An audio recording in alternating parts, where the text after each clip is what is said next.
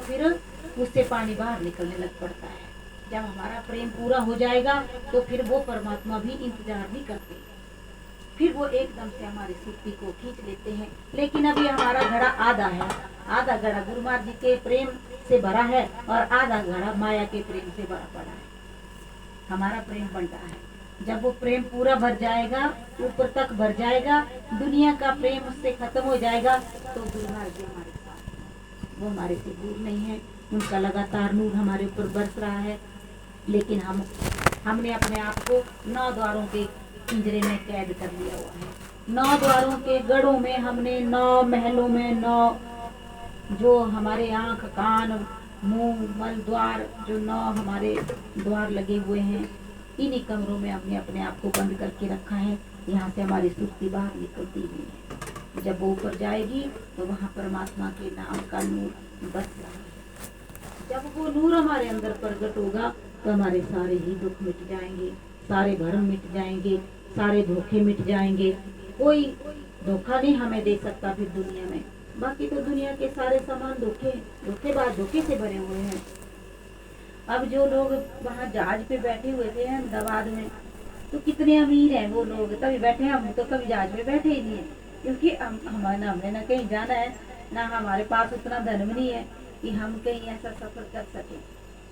लेकिन जो लोग उस जहाज के द्वारा सवारी करते हैं, अपने देश से दूसरे देश में जाते हैं, वो लोग कितने अमीर रहे होंगे बताओ। लेकिन क्या वो सुख उनको, क्या वो अमीरी उनको बचा सकी, क्या वो सुख उनको बचा सका? एक पल भी ना लगा। ये सारे यहाँ के जो धोखे, मतलब सबको धोखा मिलता है। यहाँ सबको धोखा मिलता है। धोखे से कौन बचेगा, भरम से कौन बचेगा?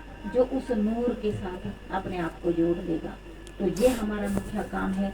हमने सिमरन करते हुए कर सकते हैं, अपनी सुक्ति को सिमरन के साथ लगाना है, अपने गुरु महाराज जी का दरबार यहाँ लगाना है। जैसे यहाँ बाहर हम माथा टेकते हैं, हम अंदर काम भी कर रहे हो तो हम कहें कि भोग लगाना है, तो एकदम से दरबार की याद आ जाती है। बाहर दरबार लगा है, बाहर जाकर के हमने भोग लगाना है। तो ऐसे हमने अपने यहाँ अपने गुरु महाराज जी का दरबार महसूस करना है। मेरे गुरु महाराज जी का दरबार, मेरे नगरी निवासी भगवान यहाँ मस्तक पर बैठे हैं, उनका दरबार लगा हुआ है परमानेंट। वो नहीं खिसकता, जैसे ये दरबार कहीं नहीं खिसकता। हम दूर चले जाते हैं तो ये आंखों से ओझल हो जाता है, लेकिन ये अपनी जगह नहीं छोड़ता है। हम जगह छोड़ देते हैं। हम अंदर भी जाएंगे, बाहर भी जाएंगे, कहीं दुकान पे भी जाएंगे और कहीं दूर भी चले जाएंगे, लेकिन ये दरबार अपनी जगह पे बैठा हुआ है। वैसे वो परमात्मा का दरबार यहाँ लगा हुआ है निरंतर, लेकिन हमारी सुर्ती यहाँ जाती है, वहाँ जाती है, कानों के द्वारा बाहर फैली है, आंखों के द्वारा बाहर फैली है, जुबान के द्वारा बाहर फैली है। हम बाहर ही बाहर रहते हैं, बाहर ही दुनिया से जुड़े हुए हैं। दुख से जुड़े हैं चाहे सुख से जुड़े हैं, हम बाहर ही बाहर जुड़े हुए हैं। हमारी सुर्ती बाहर ही दिखती है, हमारी सुर्ती बाहर ही सुनती है। बाहर की चीजें क्या हो रही हैं, बाहर क्या हो रहा है, बाहर ही देखना, बाहर ही सुनना, बाहर ही बरतना, बाहर के सुख, बाहर के दुख। लेकिन अंदर जो गुरु महाराज जी का दरबार लगा है वहाँ हमारा ध्यान जाता ही नहीं है। तो जब हमारी सुर्ती सुनने की शक्ति और नृत्य देखने की शक्ति जब यहाँ गुरु महाराज जी के चरणों में लग जाएगी, तो एक ना एक दिन द्वार धनी के पड़ा रहे, धक्का धनी का खाए, कभी तो धनी नवाजेगा जो द्वार छड़ी ना जाए।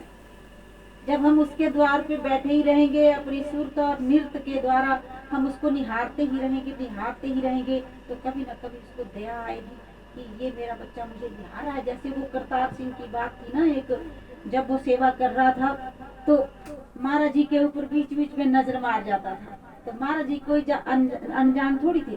जब उसका इतना प्रेम जुड़ा है, वो सेवा कर रहा है, लेकिन तार जुड़ी है गुरु महाराज जी के साथ। सेवा और भी कर रहे थे, बाकियों के साथ ऐसा क्यों नहीं हुआ, केवल करतार सिंह के साथ ऐसा क्यों हुआ? वो तसला उठा रहा है, ध्यान गुरु महाराज जी की तरफ है, और पीछे से पिलर के पीछे से गुरु महाराज जी को देख लेता है। और गुरु महाराज जी ने फिर लास्ट में एक ही नजर मारी, क्योंकि वो तो परीक्षा लेते हैं ना कि कितनी देर तक ये चला रहेगा, भला कितनी देर तक इसका प्रेम चलता रहेगा। एक ही दृष्टि गुरु महाराज ने डाली और फिर खंडों ब्रह्मांडों को चढ़ करके सचखंड में पहुंच गई। अंत में गुरु महाराज जी कहते हैं करतार सिंह सतलोक का वासी हो गया है, सतलोक में पहुंच गया वो। तो ऐसी ताकत है वो, तो उस नूर को अपने अंदर प्रकट करना है। थोड़ा सा जीवन है हमारा।